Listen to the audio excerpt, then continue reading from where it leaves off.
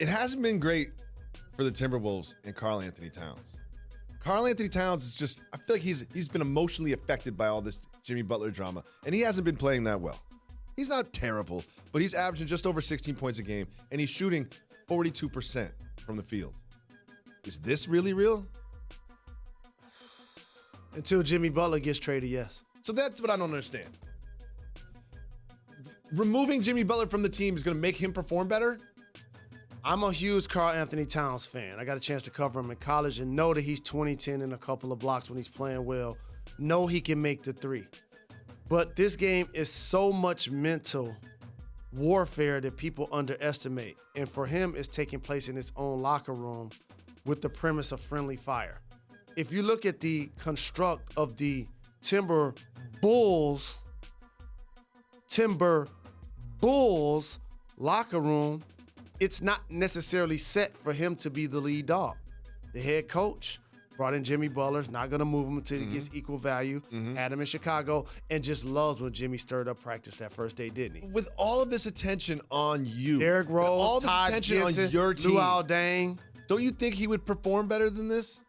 Don't you think that pressure would make him step up? It's symptomatic, and I respectfully talked about how Kobe Bryant dealt with his turbulence in his career, responded and played so very well under those circumstances versus somebody like Tiger Woods, who for a long time didn't win a tournament. Definitely hasn't won a major since he hit his. People deal with that a lot different.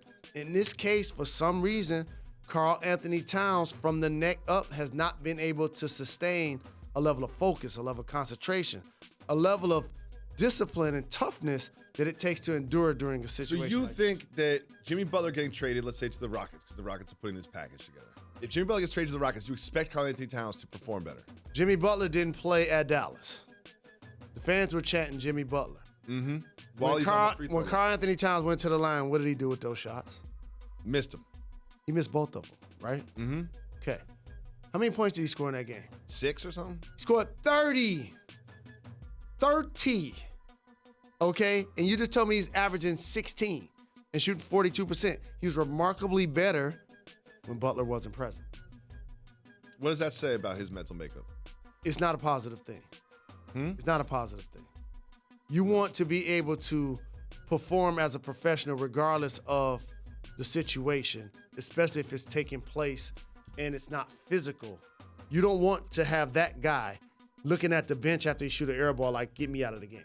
Yep. You don't want that. After he missed a 3. So that goes into the psyche that I'm describing that got exposed throughout this scenario for a really talented player that is going to find a way to find his game once Butler's moved. Let's say they move Butler for Eric Gordon and a bunch of picks.